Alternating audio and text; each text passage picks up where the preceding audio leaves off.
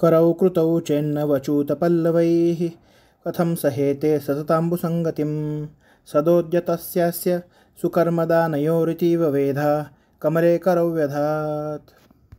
नवचूतपल्लवैः म्हणजे कोवळ्या आंब्याच्या आम्रवृक्षांची पाने, करौ हात तळहात, कृतौ सृष्टी केले, सुकर्मदानयोः नेहमी चांगले कर्म करणाऱ्या म्हणजेच अर्घ्य दान इत्यादी कर्म करणाऱ्या, सदा नेहमी उद्युक्त असणाऱ्या अस्य या व्यंकटनाथाच्या, सततांबुसंगतीम सतत म्हणजे नेहमी, अंबू म्हणजे पाणी, संगती म्हणजे त्याचा स्पर्श, नेहमी पाण्याचा स्पर्श करावे लागत असण्यामुळे, कथम कसे काय, सहेते सहन करेल, इति व असा विचार करून, वेधा ब्रह्मदेवाने, करऊ या तळहातांमध्ये, कमलांची व्यधात सृष्टी केली.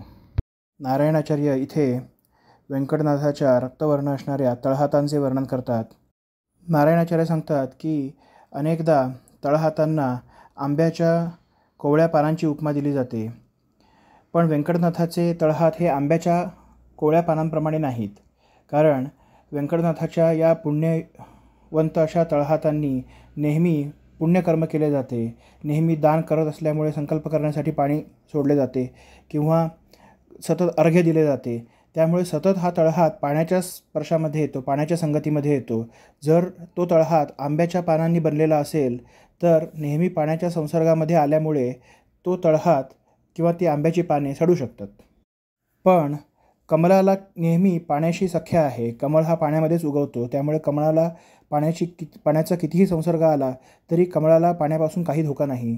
त्यामुळे हा विचार करूनच ब्रह्मदेवाने या व्यंकटनाथाचे तळहात म्हणजे जणू काही 2 कमलपुष्पेच निर्मिली.